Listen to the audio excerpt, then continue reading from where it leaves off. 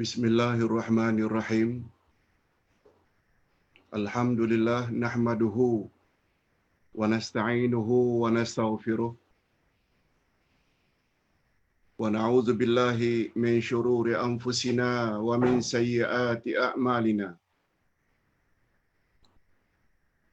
Man yahdihillahu fala mudilla lahu wa man yudlil fala hadiyalah. Asyhadu an la ilaha illallah wahdahu la syarikalah wa asyhadu anna Muhammadan abduhu wa rasuluh la nabiyya ba'dah. Allahumma salli wa sallim ala nabiyyina Muhammad wa ala alihi wa sahbihi ajma'in. Amma ba'd. Hadirin dan hadirat serta para pemirsa yang saya hormati, Assalamualaikum warahmatullahi wabarakatuh. Alhamdulillah, kita bersyukur kehadirat Allah Azza wa Jalla. Berkat taufiknya kita dapat meneruskan lagi majlis ilmu yang kita ingin dalami, yang pada pagi ini kita akan bercakap tentang Al-Asma'ul Husna. Pada pagi ini kita akan jelaskan 3 nama Allah yang berasal dari kata atau perkataan yang sama, yaitu Allah Al-Ali, Allah Al-A'la, dan Allah Al-Muta'al. Semuanya membawa makna yang maha tinggi. Ketiga-tiga nama Allah ini membawa makna yang sama, yaitu Allah yang maha tinggi. Walaupun di sana sini terdapat sedikit perbezaan dalam penggunaan antara Al-Ali, Al-A'la, dan Al-Muta'al. Sebagaimana kita selalu sebut bahawa nama-nama Allah tidak boleh kita cipta, kita reka, atau kita buat rekayasa sendiri. Nama Allah mesti bersumber dari 2 sumber saja. Kalau tidak dari Al-Quran, dari hadis Nabi yang sahih. Begitu ketentuan dalam ilmu akidah. Walaupun menurut perasaan kita, Allah bagus dinamakan dengan nama tertentu, karena hebatnya, tetap tidak boleh. Sebab kaedah dalam mempelajari nama-nama Allah adalah tauqifiyah. Dari kata waqaf, yakni terhenti sebagaimana yang Allah sebutkan dalam Al-Quran atau yang disebutkan oleh Nabi SAW di dalam hadis-hadisnya yang sahih. Oleh sebab itu, bila kita bercakap tentang nama-nama Allah, kita mesti bawa dulu apakah ayat Quran atau hadis Nabi SAW membuktikan bahawa itu memang nama Allah. Ustaz ulang sekali lagi, kaedah mempelajari nama-nama Allah. Ada 3 panduan yang tidak boleh kita lupakan. Prinsip yang pertama, Allah Maha Ghaib.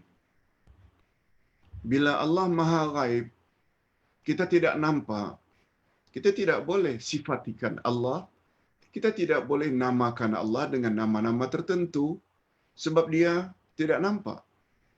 Pertama, Allah Maha Ghaib. Bila sesuatu itu ghaib, yang tahu hanya Allah sahaja. Kalaupun Allah ingin beritahu, Allah hanya beritahu kepada Rasulnya saja, sebab Rasul menerima wahyu. Prinsip yang kedua, Yang paling tahu tentang nama dan sifat Allah adalah Allah itu sendiri. Itu sebabnya apa saja yang Allah namakan dirinya dalam Al-Quran, apa saja yang Allah sifatkan dirinya dalam Al-Quran, kita hambanya terima saja.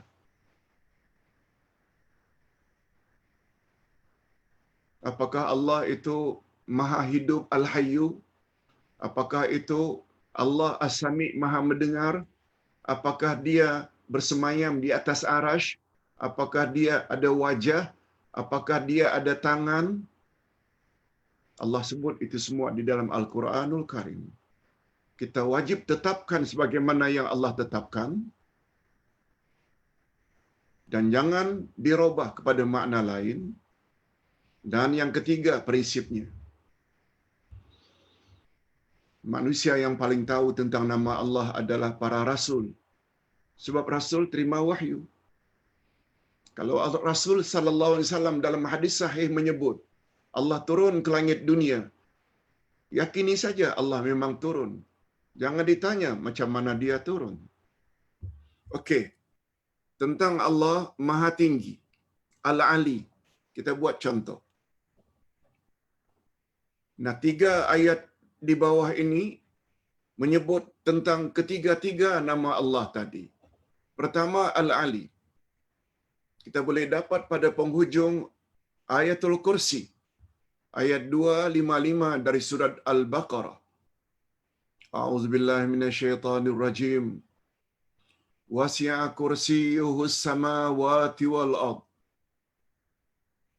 Wala ya'uduhu wa huwal aliyyul azim. Ada perkataan Al-Ali. Kursi Allah meliputi langit dan bumi. Di sini Allah katakan kursi Allah. Maknanya Allah memang memiliki kursi. Jangan tanya macam mana kursinya. Yang pasti kursi Allah tak sama dengan kursi makhluk. Selesai. Sesuai dengan kaedah tadi. Dan Allah tidak merasa berat memelihara kedua-duanya, yakni langit dan bumi. Bagi Allah tak berat untuk memeliharanya. Apa sebab? Dan Allah itu maha tinggi lagi maha agung. Sebab dia maha tinggi. Al-Ali diartikan dengan maha tinggi. Adapun nama Allah Al-A'la. Allah Subhanahu wa taala berfirman di dalam surat Al-A'la ayat 1. Sabbihisma rabbikal a'la. Begitu turun ayat ini, Nabi Muhammad sallallahu alaihi wasallam suruh para sahabat supaya membaca kandungan ayat ini di dalam sujud. Itu sebabnya dalam sujud kita digalakkan oleh baginda sallallahu alaihi wasallam agar membaca subhana rabbiyal a'la. Karena kita mendapat arahan dari Allah supaya menyebut nama Allah yang maha tinggi. Makna asalnya Al-A'la yang paling tinggi. Nah, satu lagi nama Allah, yaitu Al-Muta'al. Dia terdapat pada surat Ar-Ra'd ayat yang ke-9. Allah berfirman, Alimul ghaibi wasyahadah, Al-Kabirul Muta'al. Yang mengetahui semua yang gaib dan yang nampak. Yang maha besar lagi maha tinggi. Al-Muta'al yang maha tinggi. Maknanya hampir sama. Al-A'la, Al-Ali, Al-Muta'al, semuanya membawa makna yang maha tinggi. Nah, sekarang kita berpindah kepada makna Al-Ali, Al-A'la, Al-Muta'al menurut bahasa. Ketiga-tiga nama Allah, Al-Ali, Al-A'la, Al-Muta'al, berasal daripada akar kata yang sama. Berasal daripada perkataan yang sama. yaitu al-ulu.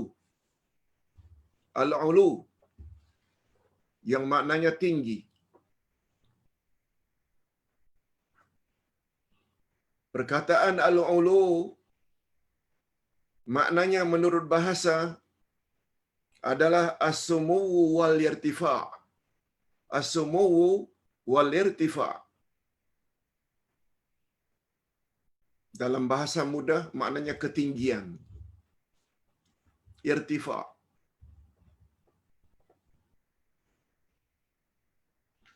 Selain itu juga mencakupi makna al-azamah. Selain al-ulu membawa makna ketinggian, dia juga membawa makna al-azamah, iaitu keagungan. At-tamjid, kemuliaan. At-tajabbur, iaitu pemaksaan. Firman Allah, Inna fir'auna ala fil ard. Allah menceritakan tentang sikap Fir'aun. Sesungguhnya Fir'aun telah berbuat sewenang-wenang di atas muka bumi. Telah berbuat sesuka hati di atas muka bumi. Ala, merasa dirinya yang paling tinggi di atas muka bumi. Malah sampai mendakwa, Ana rabbukumul a'la. Aku adalah Tuhanmu yang paling tinggi. Begitu Fir'aun membuat kenyataan di hadapan rakyatnya bahwa dialah yang wajib disembah.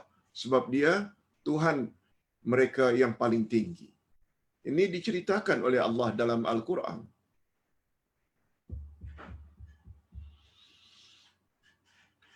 Jadi Al-Ali diambil dari pecahan Al-Ulu. Al-Ali diambil daripada pecahan Al-Ulu. Ini yang dipanggil dengan mustaq. Lalu dikatakan ala ya'lu uluwan apabila membawa makna ketinggian. Ia mengandungi dua makna. Makna yang pertama, ulul makan, tinggi tempatnya, ketinggian tempat. Yang satu lagi membawa makna ulul makanah, ketinggian kedudukan, ketinggian derjat. Tinggi macam dalam bahasa kita juga. Orang yang jasadnya tinggi 2 meter, 2 meter setengah, jasadnya tinggi. Dia dikatakan juga manusia yang tinggi badannya. Tapi barangkali seorang jenderal, seorang sultan, seorang raja, badannya tak begitu tinggi. Malah pengawalnya lebih tinggi. Tetapi raja, sultan tetap dikatakan tinggi dari sudut kedudukan, derjat, status.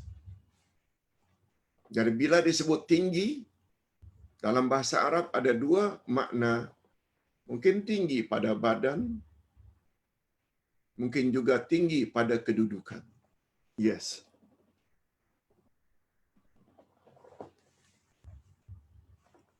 Cuma sebagai perbandingan, Allah Subhanahu wa taala tingginya macam mana? Tinggi dari sudut dia berada di tempat yang tinggi, atau kedudukannya yang tinggi. Nah, di sini umat Islam hatta dari kalangan ahlu sunnah wal jamaah berbeza pendapat. Kata golongan salaf, Nabi dan para sahabat, tabi'in dan atba'ut tabi'in yang hidup pada 3 kurun pertama, Allah Subhanahu wa taala memiliki ketinggian kedua-duanya. Itu sebabnya Golongan salafus saleh mengatakan Allah itu di langit. Sebab dalam bahasa Arab langit maknanya tinggi, di atas. Sebab setiap yang mulia dia kedudukannya tinggi. Dia berada di tempat yang tinggi. Kita anak-anak bersedia duduk di lantai, asalkan ibu bapa duduk di atas kursi atau sofa. Mengapa kita reda? Karena mereka itu mulia. Letakkan di tempat yang lebih tinggi. Kita hormat dan respek ibu bapa karena kedudukan mereka itu tinggi daripada anak cucu. Allah Subhanahu wa taala. Ketinggian yang pertama milik Allah, sebab di dalam Al-Quran banyak disebut bahwa Allah itu bersemayam di atas arash, dan menurut Nabi, arash itu di langit. Nabi Muhammad menemui Allah untuk mengambil kewajiban salat. Pergi ke langit, pertama, kedua, ketiga, keempat, kelima. Bukan ke mana-mana. Bukan ke dasar laut Nabi pergi Isra Mi'raj. Bukan ke dasar bumi, tapi ke langit. Kita berdoa, semuanya menghadap ke langit.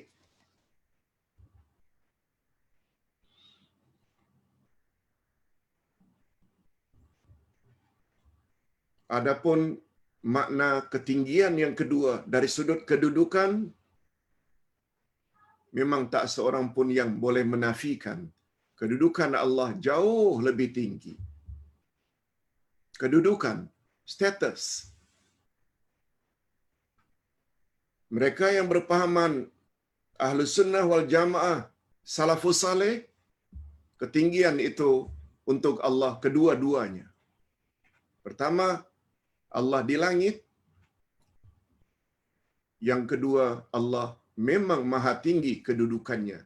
Berbeza dengan golongan Ahlus Sunnah yang satu lagi, iaitu fahaman khalaf. Kata mereka, sepakat Allah maha tinggi dari segi kedudukan, tapi mereka pula berpendapat kedudukan tentang ketinggian tempat. Mereka kata Allah tidak di langit, tapi Allah di mana-mana. Okey, itu pandangan mereka. Tapi kepada ustaz bila ditanya, Allah Subhanahu wa taala berdasarkan ayat Quran dan hadis Nabi serta akal yang waras, Allah ketinggiannya kedua-duanya. Wallahu a'lam. Itu sebabnya as-sama dengan makna tinggi. As-sama yang diartikan dengan langit sudah diakui oleh bahasa Melayu. Mulut bahagian dalam namanya langit-langit. Bahagian atasnya bukan bawah lidah. Shilling yang apabila kita kedatangan tetamu yang terhormat, shilling tidak begitu cantik, lalu kita tutup dengan langit-langit. Langit mesti di atas. Dan di atas memang selayaknya untuk yang maha tinggi. Apalagi Allah Subhanahu wa ta'ala. Okey. Penjelasan itu Ustaz ada jelaskan dalam buku Akidah Jilid 2. Ulul makan dan ulul makanah. Wallahu a'lam. Muka surat berikutnya. Adapun perkataan al-a'la dengan timbangan af'alut tafdil untuk menyatakan kelebihan, lebih. A'la, saghir, kecil. Asghar, lebih kecil. Kabir, besar. Akbar, lebih besar. Ali, tinggi. A'la, lebih tinggi. Itu makna isim tafdil. Af'alut tafdil. Jadi a'la dengan timbangan af'alut tafdil untuk menyatakan kelebihan, yaitu ia lebih tinggi daripada yang lain. Tinggi dalam sifat. Jadi ketinggian Allah itu tinggi dalam sifat. Terhimpun padanya segala makna ketinggian. Tinggi dalam ilmunya. Tinggi segala-galanya. Ketinggian secara mutlak. Yes. Mutlak. Tidak ada satu pun selain dia yang lebih tinggi dari dia.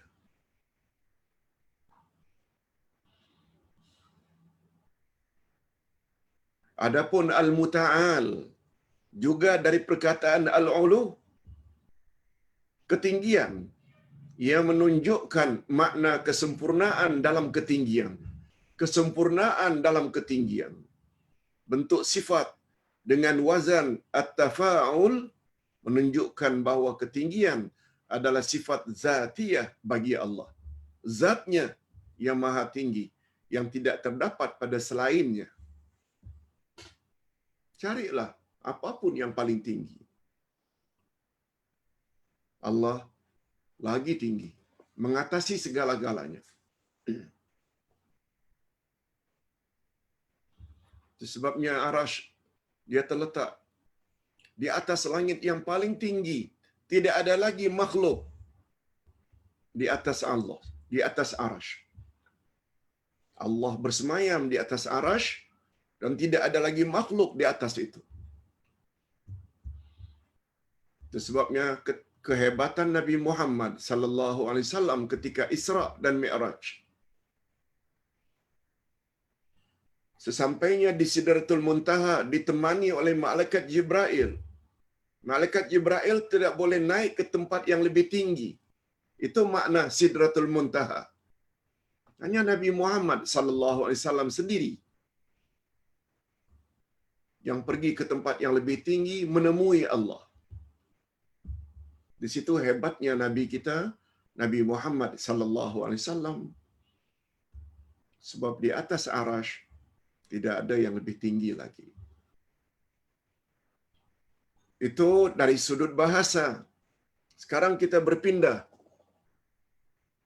Al-Ali, Al-A'la, Al-Muta'al, menurut kacamata syarak, menurut kacamata agama, jika ketiga-tiga nama tersebut dikaitkan dengan Allah, Al-Ali, Allah Al-A'la, Allah Al-Muta'al, maka ia mengandungi makna sebagaimana berikut. Ini dia makna menurut agama yang wajib kita yakini. Yang pertama, Allah memiliki ketinggian zat. Allah ada zat. Cuma zatnya tidak boleh kita fikirkan. Bila kita fikirkan zat Allah, kita binasa. Tafakkaru fi khalqillah, sabda Nabi. Wala tafakkaru fi zatillah, fatahlaku. Fikirlah makhluk ciptaan Allah. Langit, bumi, bulan, bintang, jerbu, awan, dan lain-lain itu semua milik Allah. Makhluk Allah. Fikirkanlah makhluk Allah. Jangan sekali-kali kamu fikir akan zat Allah, niscaya kamu akan binasa. Binasa maknanya kamu akan gila. Sebab akalmu tak mampu untuk memikirkan zat Allah Azza wa Jalla.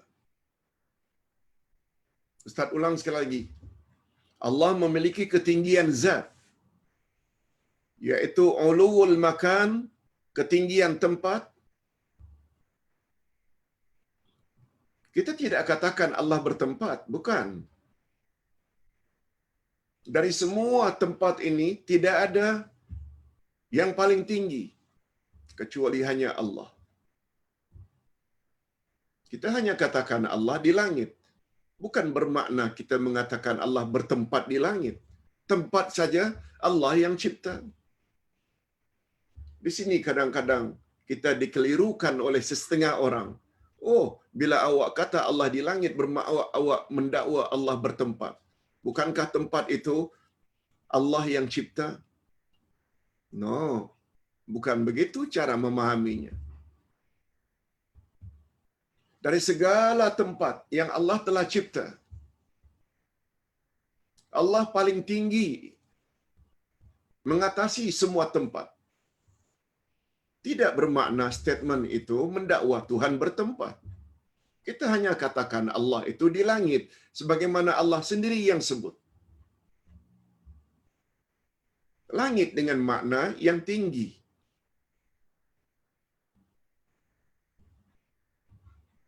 Dia bersemayam di atas arasy-Nya. Ini Allah yang sebut. 7 ayat dalam Al-Quran menyebut tentang Allah itu bersemayam di atas arasy. Antara lain, a'udzubillahi minasyaitonirrajim. Ar-Rahmanu 'alal arsy istawa. Allah yang Maha Pengasih bersemayam di atas arasy-Nya. Allah yang punya diri yang cakap tentang dirinya. Lalu kita pula tidak robah-robah. Lihat surat Taha ayat 5.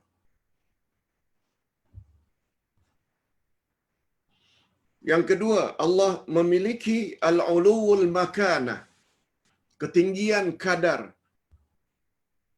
ketinggian tahap, ketinggian kedudukan atau status. Maksudnya ketinggian pada sifatnya dan keagungannya.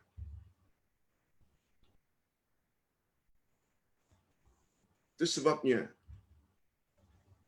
kita sebut sultan kita yang menjadi ketua semua sultan setiap 5 tahun bergantian selalu disebut dengan Maha Agung. Mengapa agung? Bukan bermaksud tidak menyamakan Allah dengan sultan. Agung maknanya walaupun barangkali jasmaninya tidak lebih tinggi daripada rakyatnya, tapi kedudukannya itu namanya uluwul makanah. Maksudnya ketinggian pada sifatnya, keagungannya. Dia memiliki kesempurnaan ketinggian. Tingginya sempurna. Tidak ada yang serupa dengannya. Juga tidak ada yang mendekati ketinggiannya. Jangankan mendekati, jangankan lebih tinggi, mendekati ketinggian Allah pun tak wujud dari kalangan makhluk. Itu sebabnya Allah berfirman tentang dirinya, walillahil masalul a'la, dan Allah memiliki sifat yang maha tinggi. Yang ketiga, Allah juga memiliki ulumul ghalabah wal qahr. Ulumul ghalabah wal qahr, ketinggian dalam mengalahkan. Maknanya Allah tak terkalahkan oleh siapapun, oleh apapun. Itu sebabnya Nabi ada bersabda, Masya Allahu kana, wa ma lam yasha' lam yakun. Apa yang Allah kehendaki pasti terjadi, dan apa yang Allah tidak kehendaki tidak akan mungkin terjadi. Andai kata manusia dan jin seluruhnya ingin memberi manfaat kepadamu, namun manfaat itu tidak akan sampai kepadamu jika Allah menghalang. Sebaliknya, jika jin dan manusia seluruhnya ingin membinasakan kamu, tapi bila Allah tidak izinkan, mereka tidak akan dapat mengalahkan kamu. Yes, itu maknanya. Ketinggian Allah itu mutlak. Dia dapat mengalahkan dan dia tidak boleh dikalahkan. Itu sebabnya bila kita lihat perkara luar biasa, ada macam-macam namanya.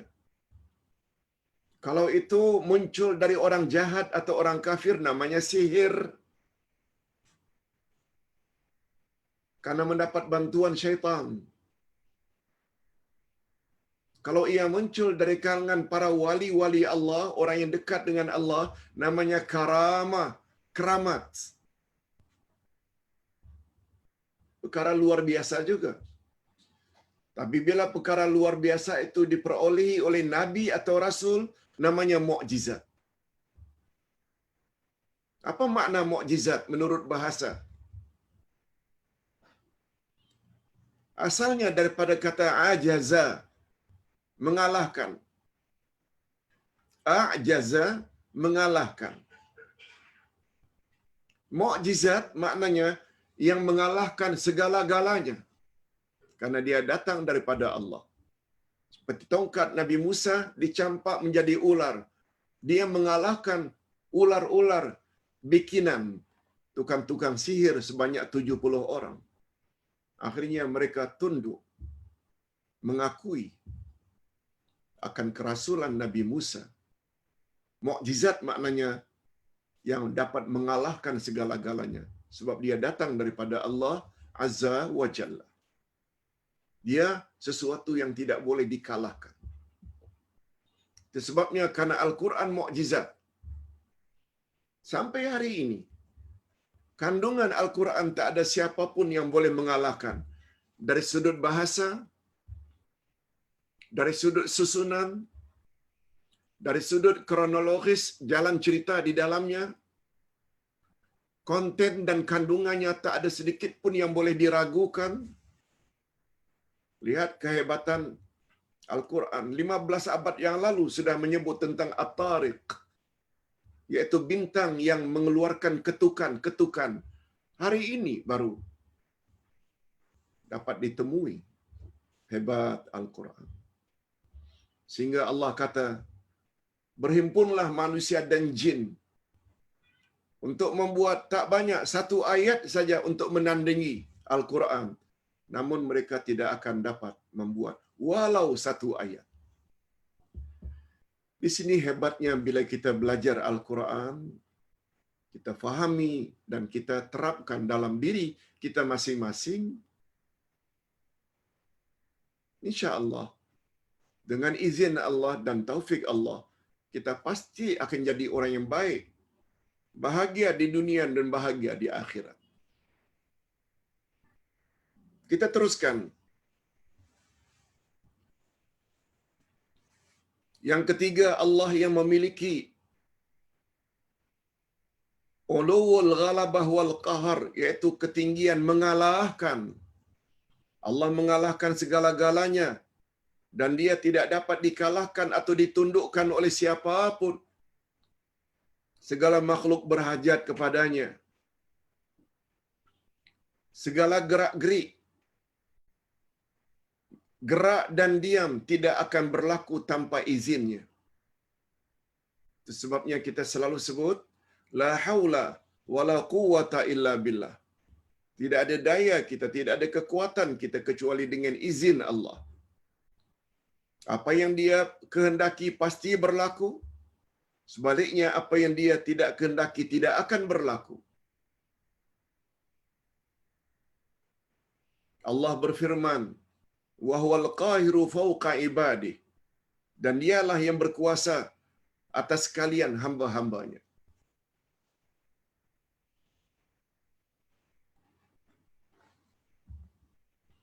Itu sebabnya sebelum kita meninggalkan rumah, bagus kita baca Masya Allahu kana wa ma lam yasha' lam yakun. Di antara faedahnya, insya Allah, rumah kita tidak akan terbakar. Rumah kita akan selamat daripada terbakar bila kita baca doa itu. Dan doa itu terdapat di dalam buku Ustaz ini. Wirid Rasulullah pagi dan petang, amalkan, insya-Allah ia dapat menghindarkan kita daripada rumah kita terbakar. Begitu menurut Nabi sallallahu alaihi wasallam. Yang keempat,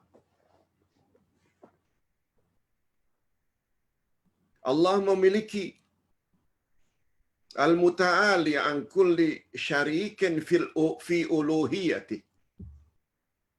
Ini ketinggian yang lain lagi. Ketinggian daripada segala bentuk kesyirikan dalam peribadatan. Jangan sekutukan Allah dalam beribadat.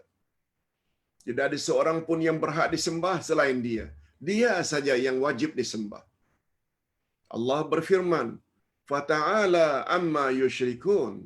Maha tinggi, maka maha tinggilah Dia, yakni Allah, dari apa yang mereka persekutukan. Itu sebabnya ibadat tidak akan diterima bila kita buat syirik. Yang kelima, makna ketinggian menurut kacamata syarak. Allah memiliki al-ulu fil azamah. Ketinggian dalam keagungannya. Tidak ada seorang pun yang mampu memberi manfaat atau memberi syafaat, pertolongan di akhirat nanti tanpa izinnya. Allah berfirman dalam ayatul kursi, ayat 255 Al-Baqarah, "Man dzalladzi yashfa'u indahu illa bi'idznih." Tidak ada yang dapat memberi syafaat di sisi Allah tanpa izinnya. Itu sebabnya syarat untuk dapat syafaat ada dua, izin Allah kepada yang akan memberi syafaat dan redha Allah kepada orang yang akan menerima syafaat. Tanpa redha Allah, kita tidak akan layak mendapat syafaat Nabi Muhammad. Walaupun Nabi Muhammad sudah mendapat izin daripada Allah. Apa sebab? Sebab orang syirik, Allah tak redha. Yang kelima, yang keenam, maaf. Makna yang keenam dari ketinggian Allah. Makna ketinggian di sisi Allah menurut kacamata agama, yaitu Allah memiliki al-ulu anis sahabah wal walad. Maknanya ketinggian daripada memiliki isteri. Allah tidak perlu. Juga tidak memerlukan kepada sahabat. Juga tidak memerlukan kepada anak. Allah Maha Tinggi.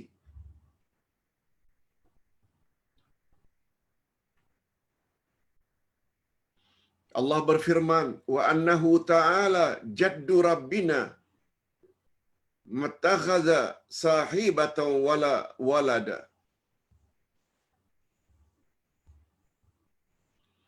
Dan sesungguhnya Dia Maha Tinggi. Kebesaran Tuhan kami. Dia tidak beristeri dan Dia pula tidak beranak. Sebagaimana yang Allah sebut di dalam surat Al-Ikhlas, "Lam yalid wa lam yulad." Allah tidak beranak dan tidak diperanakkan. Yang ketujuh, Allah memiliki al-ulu an ifkil muftarin. An ifkil muftarin. Allah Maha Tinggi, yaitu ketinggian daripada dakwaan golongan pendusta. Penyelewengan golongan yang ingin menegakkan kebatilan.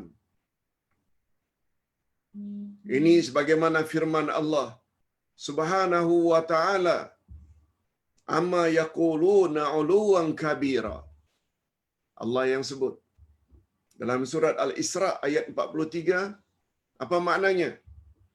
Maha suci dan maha tinggi Dia, yakni Allah, dari apa yang mereka katakan dengan ketinggian yang sebesar-besarnya.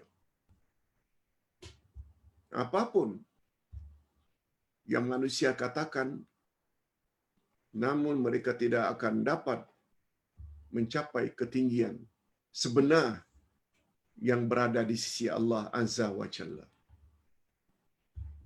Sanjung macam mana pun, sanjungan manusia tidak mencecah ketinggian Allah yang maha tinggi. Walau manusia sanjung bermacam-macam sanjungan.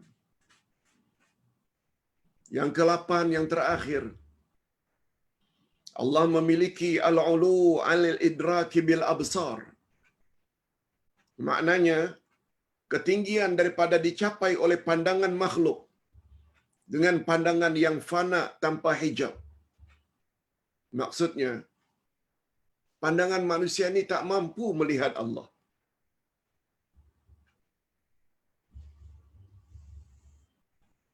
Tidak mampu melihat Allah. Allah bukan hanya ghaib, Allah maha ghaib. Mustahil manusia boleh melihat Allah di alam dunia ini. Kalaupun ada peluang untuk melihat Allah, itu di akhirat, di dalam syurga. Sebagai anugerah yang tertinggi, mengatasi dari anugerah syurga itu sendiri, yaitu dapat melihat Allah. Mudah-mudahan kita termasuk golongan yang layak melihat wajah Allah di akhirat nanti. Amin ya rabbal alamin. Hakikat ini dinyatakan oleh Allah di dalam firman-Nya, la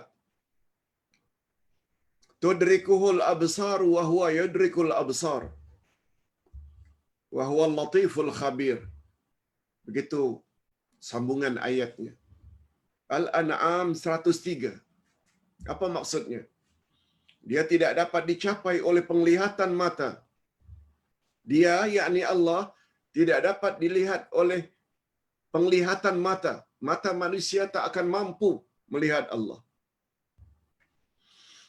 Sedangkan dia dapat melihat segala kelihatan. Sedangkan dia, yakni Allah, dapat melihat segala-galanya. Tapi kita tidak dapat melihat dia. Allahu Akbar. Sebabnya ada salah seorang ulama di Mekah pernah mengatakan, apabila kita sedang terdesak, dikejar orang untuk dipukul atau dibunuh, kita sedang dicari oleh pihak-pihak tertentu untuk dianiaya, maka pergilah, larilah sambil membaca ayat ini.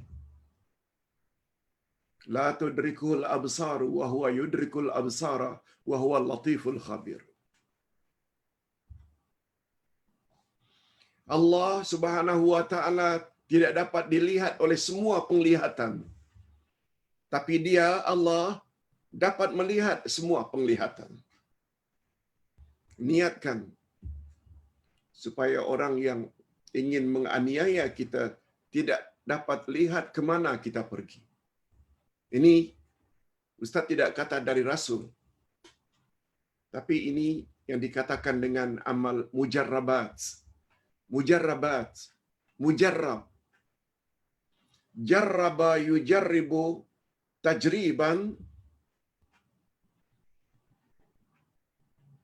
Maknanya pengalaman. Sesuatu yang pernah dicoba. Begitu dicoba, dengan membaca ayat itu, memang dia selamat. Memang orang yang ingin menganiaya tak dapat melihat dia dengan izin Allah. Sebab ada kaitannya. Sebab ada kaitannya dengan makna ayat itu sendiri. La tudrikul absar wa huwa yudrikul absar wa huwa al-latiful khabir. Ada sambungannya, wa huwa al-latiful khabir. Cuma panduan daripada orang yang mengajar, Ustaz, bila dah sampai ke destinasi dan selamat, baca surat Al-Fatihah. Al-Fatihah maknanya buka balik. Jangan sampai nanti isteri pun tak nampak kita, anak-anak tak nampak kita. Buka dengan Al-Fatihah bila dah sampai. Tapi ketika kita ingin menyelamatkan diri tadi, baca Allahu Akbar. Dalam Al-Quran sungguh banyak ayat-ayat Quran yang boleh kita amalkan. Ada yang datang dari Rasul, ada yang datang daripada ulama-ulama zaman silam berdasarkan apa yang mereka pernah coba.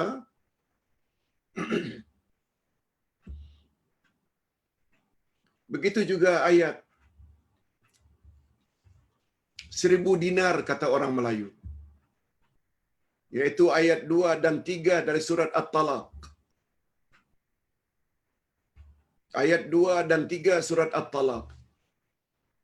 Wa may yattaqillaha yaj'al lahu makhraja wa yarzuqhu min haitsu la yahtasib. Wa may yatawakkal 'ala Allah fa huwa hasbuh. Innallaha balighu amrihi qad ja'ala Allahu likulli syai'in qadra. Ayat 2 dan 3 dari surat At-Talaq yang kita selalu panggil ayat 1000 dinar.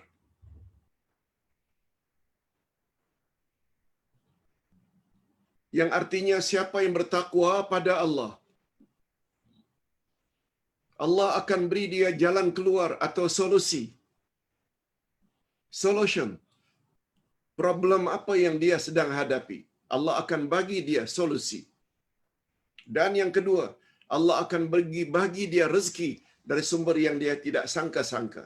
Tapi dengan syarat, siapa yang bertakwa pada Allah. Dua sekali dia akan dapat. Allah akan bantu dia menyelesaikan masalah yang dia hadapi. Yang kedua, Allah akan beri dia rezeki dari sumber yang tak disangka-sangka. Tapi syaratnya, awak mesti bertakwa. Oleh sebab itu tidak betul pandangan sekedar baca 3 kali pagi, 3 kali petang, awak mesti kaya. Mesti murah rezeki. Bukan itu maksudnya. Coba pahami maknanya. Siapa yang bertakwa pada Allah? Apa makna takwa? Buat suruhan Allah. Jauhi larangan Allah. Niscaya awak akan dapat 2 perkara. Solution. Kita ada masalah ke dengan isteri, kita ada masalah ke dengan anak, kita ada masalah ke rumah tangga, kita ada masalah ke keuangan. Allah akan beri solusi. Dan Allah akan beri rezeki dari sumber yang tak disangka-sangka. Syaratnya takwa pada Allah. Itu sebabnya dalam satu buku, Ustaz pernah baca, seseorang di negara Arab atas sebab-sebab tertentu, penguasa zalim ketika itu ingin mengejar untuk membunuhnya. Lalu dia pergi ke padang pasir, berjalan sambil membaca ayat itu. Dan dia memang orang alim, orang yang taat, patuh kepada Allah. Sifat takwa ada padanya. Sepanjang jalan dia baca wa may yattaqillaha yaj'al lahu makhraja wa yarzuqhu min haitsu la yahtasib hingga akhir. Sampai ke destinasi dia selamat, tidak dapat dikejar. Orang tak nampak ke mana dia pergi. Tergantung pada niat kita.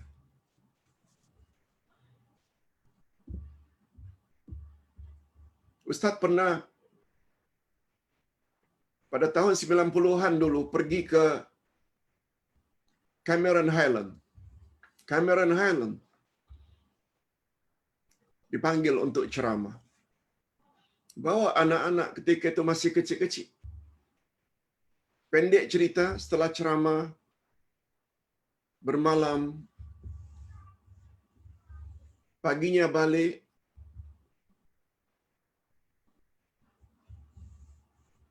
ketika menurun, pecah satu tayar. Kalau ke tepi, ganti tayar dengan gaya tayar spare. Sampai ke bawah,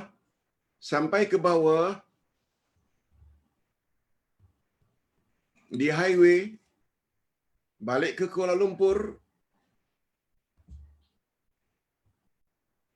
satu tayar lagi pecah.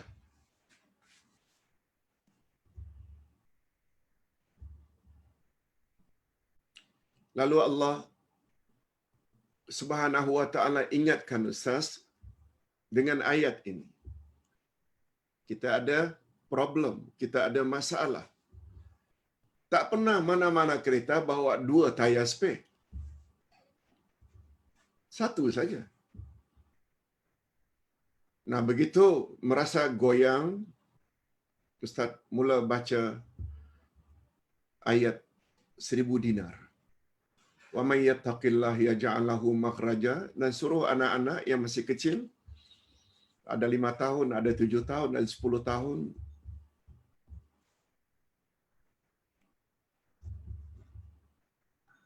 lalu anak pun baca. Ada seorang anak yang tanya, "Ayah, Papa, ayat apa ini?" Baca sajalah. Hari itu pula hari Ahad. Highway pula. Harapan Ustaz, mudah-mudahan dengan ketakwaan yang kita telah lakukan, walaupun jauh, tinggi, kereta ketika itu bukanlah bagus sangat, walaupun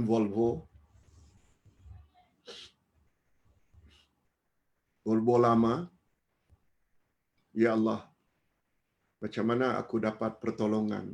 Hari ini hari Minggu, highway pula, kiranya adalah pertolongan daripadamu, ya Allah. Ayat tersebut dibaca, wa may yattaqillaha yaj'al lahu makhraja. Sebab Ustaz yakin kita penuhi harapan orang memberi pencerahan, tafsir dan akidah di Cameron Highland sana, dan balik kita dapat musibah. Macam mana tidak dapat solusi? Sepanjang jalan, walaupun sudah mula goyang, Ustaz kata anak-anak dan isteri, baca sajalah. Sampai kereta itu sudah tidak dapat berjalan lagi. Apa yang terjadi dengan kuasa Allah? Tiba-tiba ada mobil yang berhenti lebih kurang 10 meter saja dari belakang Ustaz. Bukan di RNR, bukan.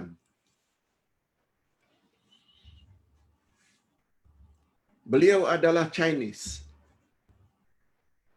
yang juga ingin balik ke Kuala Lumpur.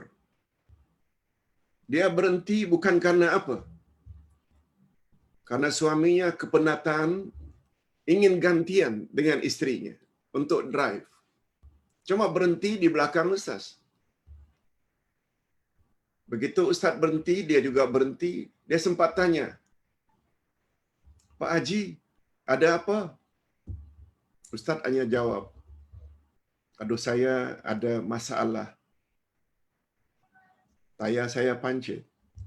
Di atas tadi dah pancit. Saya tak tahu macam mana saya nak balik ke Kuala Lumpur, dua-dua tayar." Kata Chinese tersebut, "No problem, no problem. Saya akan tolong Pak Cik." Ustaz sempat menyebut macam mana nak tolong, hari ini hari Ahad.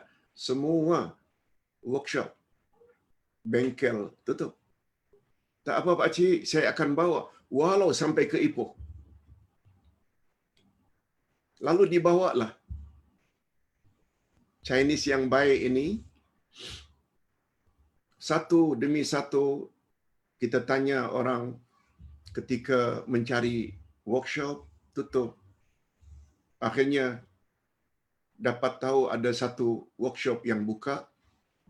Ringkas ke cerita, selesai dia bawa balik isteri dan anak-anak yang sedang menunggu.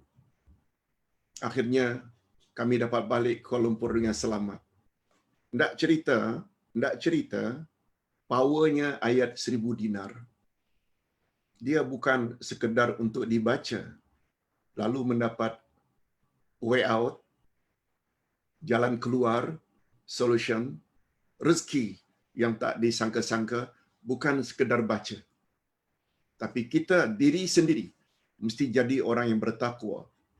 Buat suruhan Allah, jauhi larangan Allah, insya-Allah hidup kita akan senang. Walaupunlah tidak mewah, tapi ada kekuatan.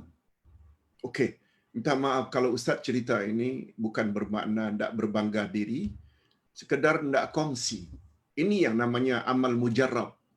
Amal yang telah coba oleh orang-orang dahulu, lalu diperturunkan, lalu kita pun amalkan. Tak salah, tak salah. Cuma jangan katakan Nabi cakap, jangan. Ini namanya amal mujarrabat. Mujarrab maknanya amal yang pernah diamalkan oleh orang-orang dahulu lalu diperturunkan kepada murid-murid mereka. Wallahu a'lam. Hadirin dan hadirat rahimakumullah.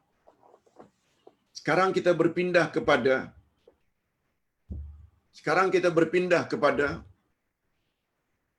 jika nama-nama Allah Al-Ali, Al-A'la, Al-Muta'al disebut secara bergandengan dengan nama-nama Allah yang lain, apa jadinya? Ini dia penjelasannya. Menyebut nama Allah secara bergandengan membawa maksud kesempurnaan. Sudahlah setiap nama Allah itu sempurna, bila digandingkan dengan nama Allah yang lain, dia menjadi lebih sempurna. Lebih hebat lagi. Ustaz buat contoh. Penghulu semua ayat Ayatul Kursi, mengapa diakhiri dengan wahwal aliyul azim? Sudahlah Ali itu maha tinggi, azim pula maha agung. Tengok dulu konten ayat itu. Semuanya menyebut kehebatan. Tidak ada Tuhan yang berhak disembah. Allah, dialah satu-satunya Tuhan yang berhak disembah. Yang maha hidup, yang mengurus makhluk terus-menerus, tidak ngantuk, tidak tidur. Miliknya segala apa yang ada di langit dan apa yang ada di bumi. Tak seorang pun dapat memberi syafaat tanpa izinnya. Dan. Wajar tak kalau penghujung Ayatul Kursi dikatakan dia maha tinggi dan dia maha agung? Ya, sebagai contoh. Itu sebabnya kata Imam Al-Qurtubi dalam tafsirnya, setiap nama Allah yang berada pada penghujung ayat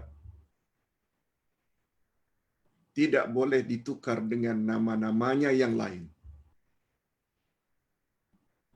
Kalau Allah Subhanahu wa taala sebut Allahu la ilaha illa huwal hayyul qayyum wasi'a kursiyyuhus samawati wal ard wa la ya'uduhu hifzuhuma. Lalu kita sambung pula wa huwas samiul alim. Dia maha mendengar lagi maha mengetahui.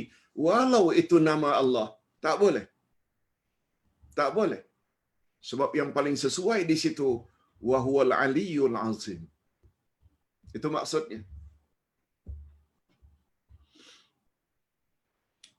Kita buat contoh lain, gandengan al-muta'al dengan alimul ghaibi wasyahadah dan al-kabir.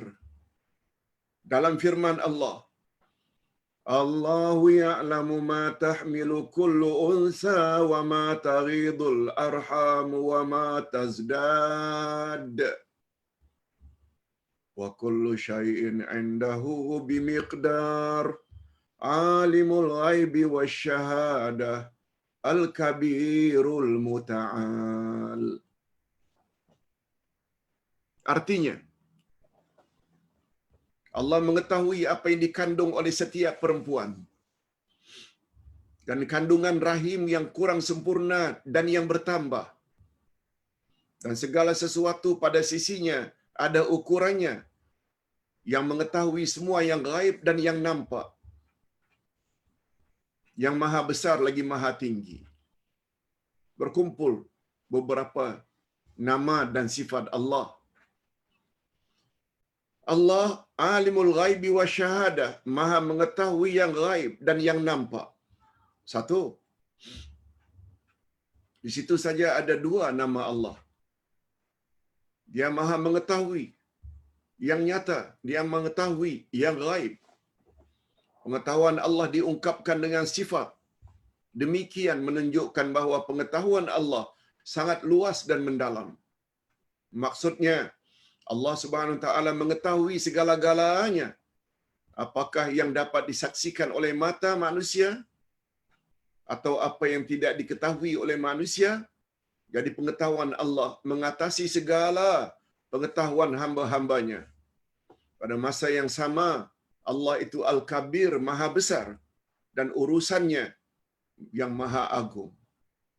Segala sesuatu semuanya berada di bawah kebesarannya. Allah juga Al-Muta'al, Maha Tinggi.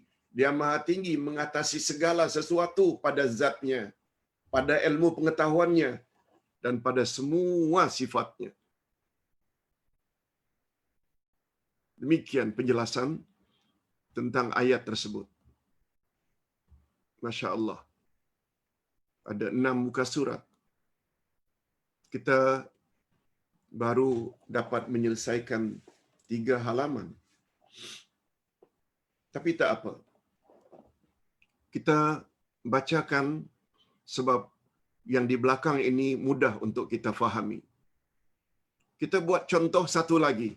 Gandengan antara nama Allah Al-Ali dengan Al-Hakim. Maha bijaksana. Wa ma kana li basharin an yukallimahu Allahu illa wahya aw min wara'i hijabin aw yursila rasulan fayuhiya bi idzni ma yasha innahu aliyyun hakim.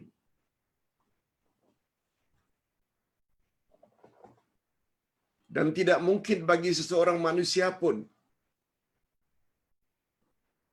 bahwa Allah berkata-kata dengan dia kecuali dengan perantaraan wahyu atau di belakang tabir seperti Nabi Musa atau dengan mengutus seorang utusan atau malaikat lalu diwahyukan kepadanya dengan izinnya apa yang dia kehendaki. Sesungguhnya dia, yakni Allah, Maha Tinggi lagi Maha Bijaksana. Makhluk terkadang memiliki ketinggian pada kedudukannya, tetapi tidak diikuti dengan ketinggian pada kebijaksanaannya. Memang dia tinggi, tubuh badannya, tapi dia tidak bijaksana. Ada orang yang rendah badannya, tapi dia bijaksana. Itu maksudnya. Tapi Allah Subhanahu wa Ta'ala, selain dia Maha Tinggi, dia di langit, dia juga bijaksana. Maknanya berhimpun dua sifat istimewa itu hanya pada Allah. Jarang-jarang bersimpun. Walaupun kedudukannya tinggi, dia presiden, dia sultan, dia raja, tapi ternyata dia tidak begitu bijaksana. Itu hanya ada kemungkinan pada manusia. Tapi pada Allah tidak sama sekali. Okey, kita masuk saja kepada kehebatan ketinggian Allah. Allah itu tingginya luar biasa. Pertama, ia menunjukkan ketinggian zatnya. Maksudnya, sifat maha tinggi di sisi Allah adalah sifat subutiyah, zatiyah. Semua kita tahu, subutiyah itu sifat kesempurnaan. Kesempurnaan pada zat Allah itu, yakni bersifat kekal dan abadi. Allah di atas arasy, tapi ilmunya mengetahui segala sesuatu. Dia mengetahui segala sesuatu, atas, bawah, kiri, kanan, semua Allah tahu. Itu ilmunya. Tapi bila ditanya di mana Allah, Allah di atas arasy. Allah di langit. Allah di langit, Allah di atas arasy. Allah yang sebut dalam Al-Quran. Rasul yang sebut dalam hadis sahihnya. Itu sebabnya bila memohon, tangan kita menghadap ke atas. Karena dia maha tinggi. Kehebatan ketinggian Allah mengatasi segala sesuatu. Bahkan tidak ada satu pun yang tersembunyi daripadanya. Sejak dari arasnya hingga ke dasar bumi, dia maha melihat, dia maha mendengar segala rahasia dan bisikan. Bisikan halus macam mana pun tidak tersembunyi bagi Allah. Jangankan yang diucapkan secara perlahan, goresan hati pun Allah tahu. Janganlah coba-coba hendak sembunyi daripada ilmu Allah. Yang ketiga,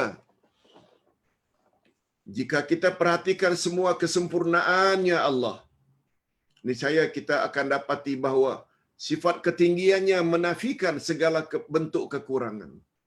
Sifat ketinggiannya itu ketinggian dari segala-galanya, menafikan kekurangan dari sisi Allah. Ustaz buat contoh. Al-Hayyu Al-Qayyum, Allah itu maha hidup. Mengurus makhluk terus-menerus. Allah sebut pula, Allah tidak ngantuk dan tidak tidur.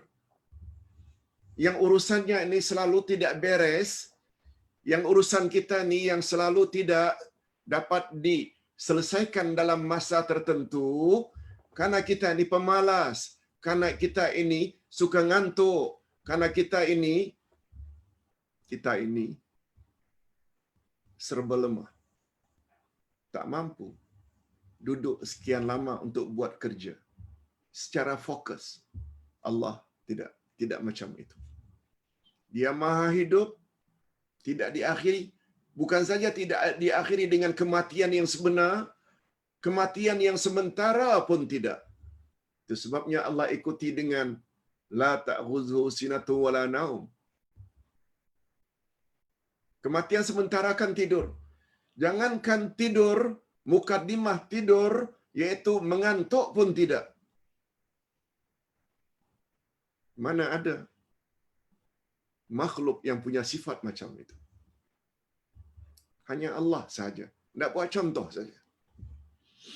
Itu sebabnya Ayatul Kursi itu adalah ayat yang sangat power. Yang apabila dibaca, syaitan tak boleh dekat. Hadirin dan hadirat rahimakumullah. Yang keempat, di antara kehebatan sifat ketinggian di sisi Allah, Dia telah meninggikan kitabnya, Al-Quran. Ketinggian Al-Quran ini dijamin oleh Nabi. Kamu tidak akan sesat selama-lamanya bila kamu ikut panduan yang ada dalam Quran. Betul tak menunjukkan Quran sangat tinggi?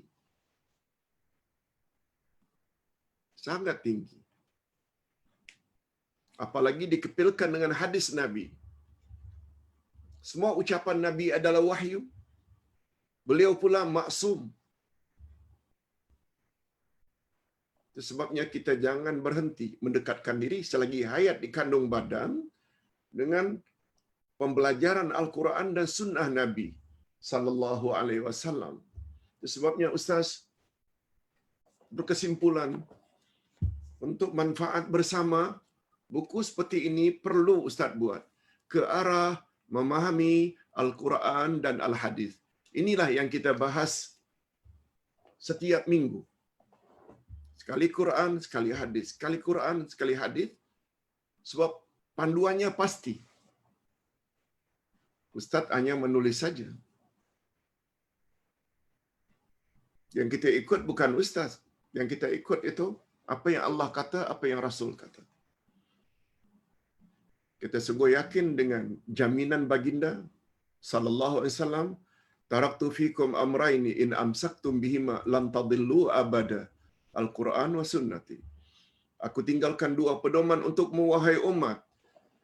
Selagi kamu berpegang teguh, kamu tidak akan sesat untuk selama-lamanya, yaitu Quran dan sunnahku.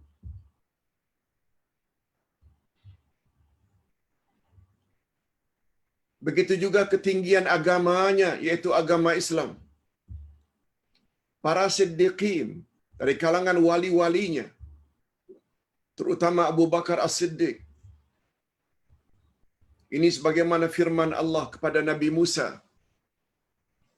La takhaf, innaka antal a'la. Jangan kamu takut kepada Fir'aun dan orang-orangnya. Sesungguhnya engkaulah yang paling unggul, engkaulah yang paling menang, engkaulah yang paling tinggi.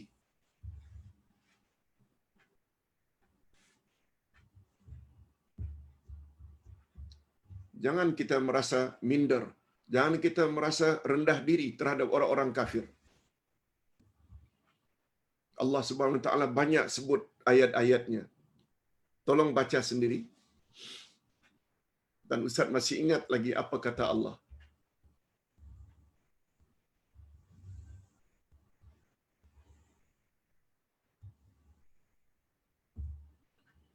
Jangan kamu takut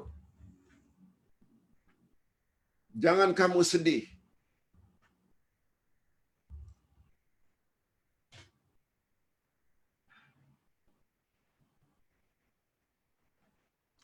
Antumul a'la in kuntum mu'minin. Kamulah orang yang paling tinggi sekiranya kamu beriman. Ini iman. Iman sebenarnya yang membuat kita ini menjadi lebih tinggi. Lebih tinggi dari segala-galanya. Lebih-lebih lagi terhadap orang kafir.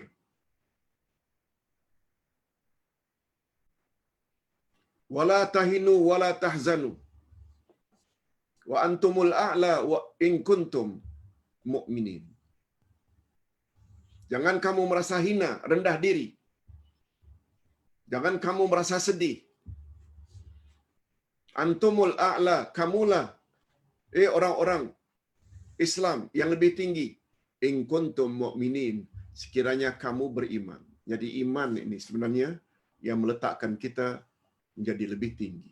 Lebih-lebih lagi, iman kita diasas dengan al-asma'ul husna. Sebabnya kata ulama tafsir, iman tak akan sempurna kecuali jika kita memiliki 3 knowledge. Bukan 3 knowledge itu geografi, matematik, antropologi, bukan itu. 3 knowledge itu pertama, ma'rifatullah, kenal Allah melalui al-asma'ul husna, melalui ayat-ayat Quran. Itu 2 cara yang paling tepat dalam mengenal Allah. Yang kedua, ma'rifatun nabi, knowledge tentang Nabi Muhammad.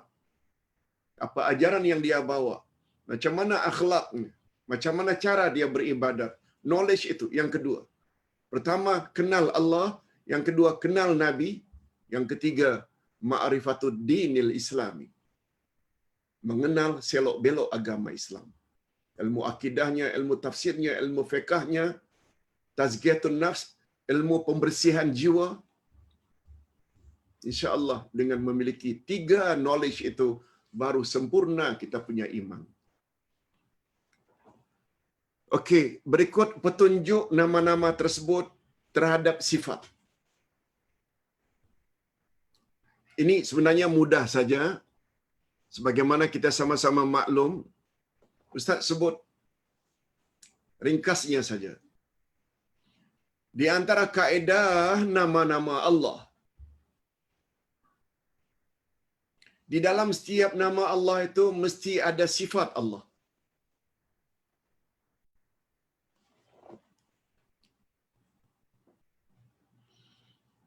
Nama Allah Al-Hayyu, mesti ada sifatnya yang di dalam nama Allah Al-Hayyu itu sifat hayat, hidup. Kita panggil Allah dengan menyebut nama, bukan sifat. Ya Hayyu, bukan Ya Hayat. Tapi satu perkara yang tak boleh dinafikan, dalam setiap nama Allah ada sifat. Allah itu namanya As-Sami, Maha mendengar.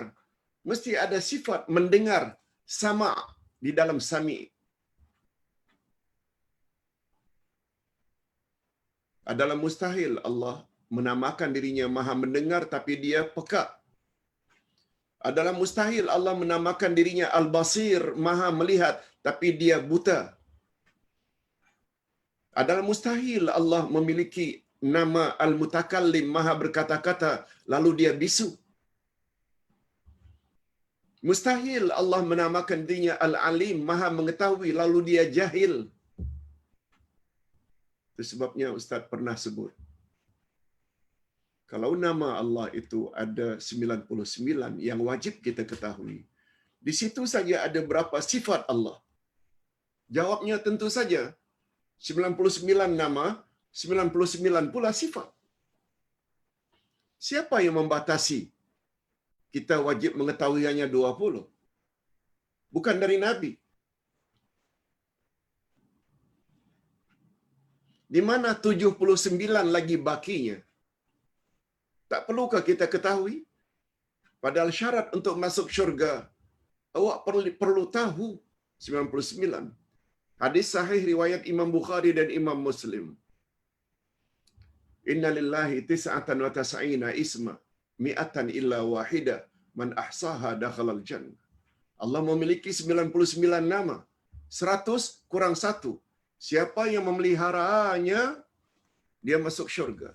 Memelihara dengan makna, dia kena tahu 99 nama-nama Allah. Di situ saja membawa makna, kita perlu tahu 99 sifat Allah. Yang kedua, kita kena faham maknanya. As-Sami' lain, Al-Basir lain, Al-Alim lain, Al-Hayyu lain maknanya. Sebabnya, setiap kita bahas nama Allah, kita perlu tahu apa maknanya. Nah, yang ketiga, kita hendaklah memohon pada Allah dengan menyebut nama-namanya.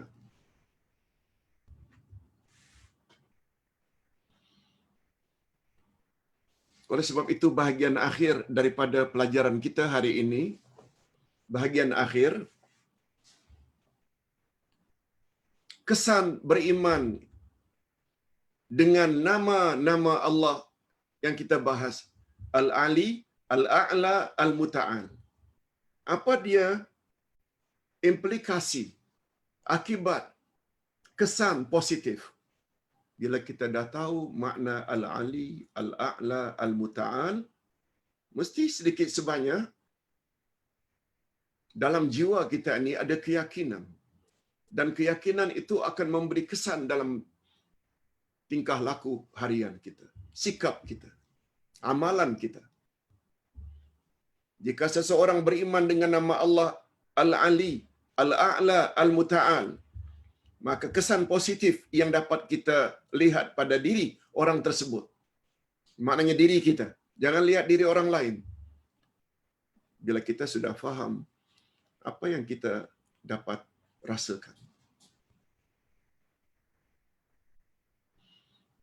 Sebab ilmu yang kita timba ini bukan sekedar teori. Dia mesti dipraktikkan dalam hidup. Sebabnya kata pepatah Arab, al-ilmu bila amalin kasyajara bila thamarin. Ilmu tanpa diamalkan tak ubahnya seperti pokok yang tidak berbuah. Tak banyak gunanya.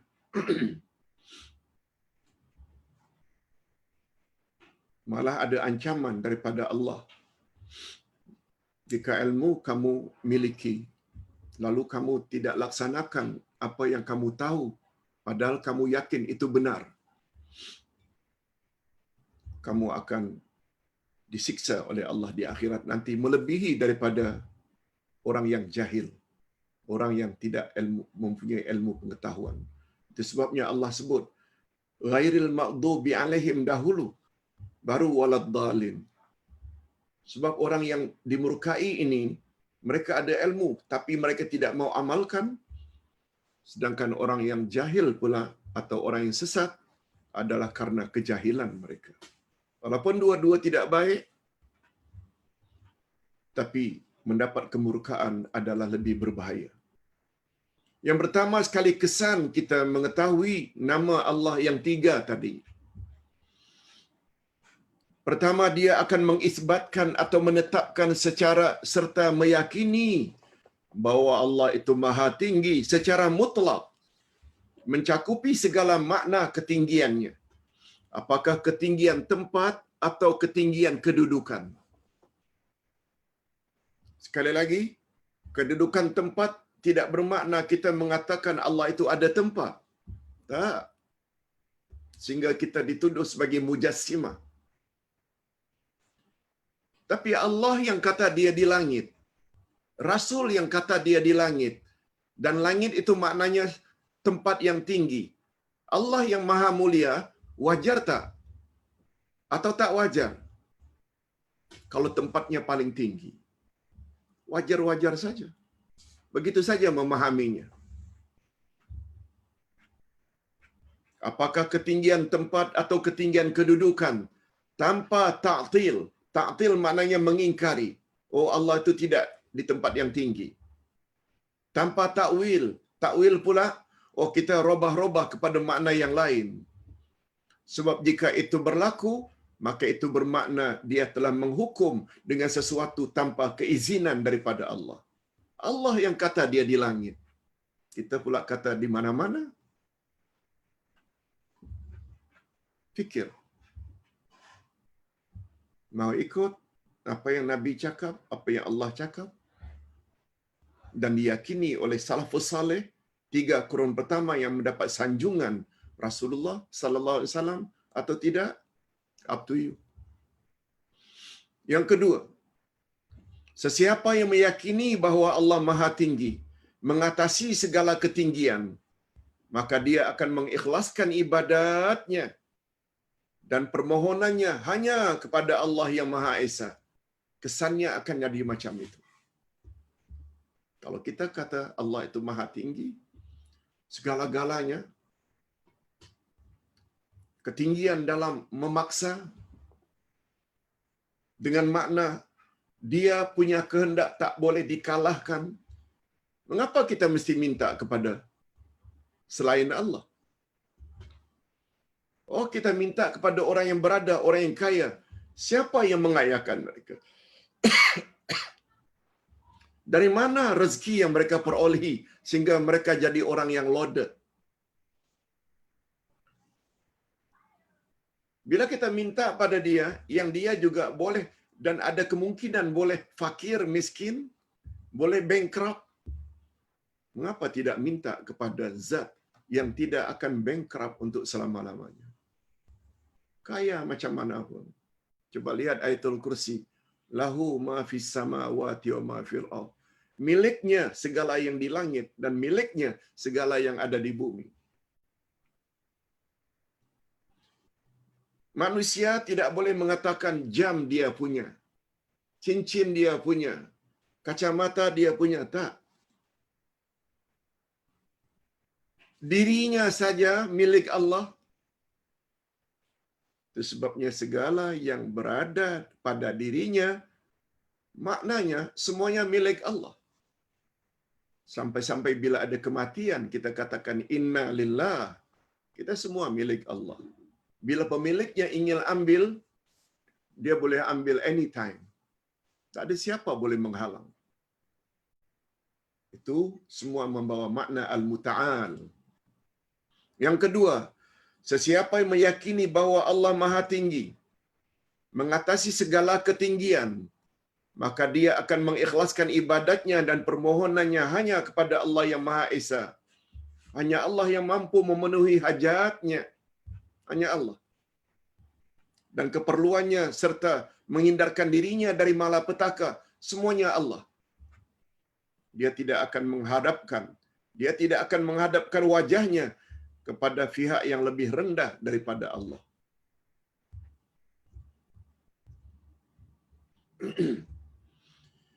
Milikilah sebagaimana hidayah yang Allah beri kepada tukang-tukang sihir di zaman Firaun. Begitu mereka melihat kehebatan yang ada pada Nabi Musa, mengalahkan semua sihir mereka, mereka langsung sujud pada Allah. Walaupun mereka diancam oleh Firaun, dipotong secara bersilang, tangan kanan dipotong, kaki kiri dipotong. Itu ancaman. Tapi mereka hadapi itu semua dengan senang hati. Asalkan boleh mati dalam keadaan iman. Macam itu. Keyakinan yang mantap membuat seorang tidak akan berganjak daripada kebenaran. Mudah-mudahan kita diberi oleh Allah sifat demikian. Terakhir, kesan positif yang ada pada seseorang yang mengetahui 3 nama Allah tadi. Al-Ali, Al-A'la, Al-Muta'al. Dia akan menjadi insan yang senantiasa tawadhu', merendah diri, tidak takabur. Kalau orang itu benar-benar kenal Allah yang Maha Tinggi. Awak tinggi macam mana pun, ada yang lebih tinggi lagi. Dia tidak akan sombong, malahan senantiasa mengharap belas kasih, rasa takut hanya kepada Allah yang Maha Tinggi. Perkara ini dapat disaksikan ketika dia sedang beribadat kepada Allah. Khasnya ketika dia sedang sujud. Dan inilah di antara rahasia zikir dalam sujud. Mengapa kita sebut Subhana Rabbiyal A'la? Itu zikir utama. Zikir utama. Ustaz baca pagi tadi tentang sejarah orang-orang zaman silam. Mereka kalau sujud itu sampai berjam-jam.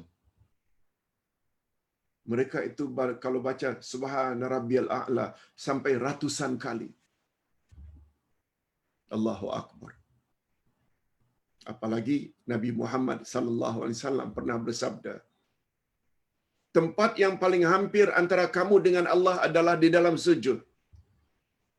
Sebab itu lamakan sujudmu dan perbanyakkan doa di dalamnya. Mudah-mudahan penjelasan lebih kurang 1 jam 25 minit ini dapat kita fahami dan sedikit sebanyak memberi kesan pada diri kita masing-masing sehingga tidak jadi orang sombong tapi tawaduk. Tidak akan meminta kecuali hanya kepada Allah Azza wa Jalla. Segala yang baik datangnya daripada Allah. Jika ada kekurangan dan kesilapan kata-kata, itu dari kekurangan Ustaz sendiri. Kita berpindah kepada soal jawab jika ada. Wabillahi taufiq wal hidayah. Wassalamualaikum warahmatullahi wabarakatuh.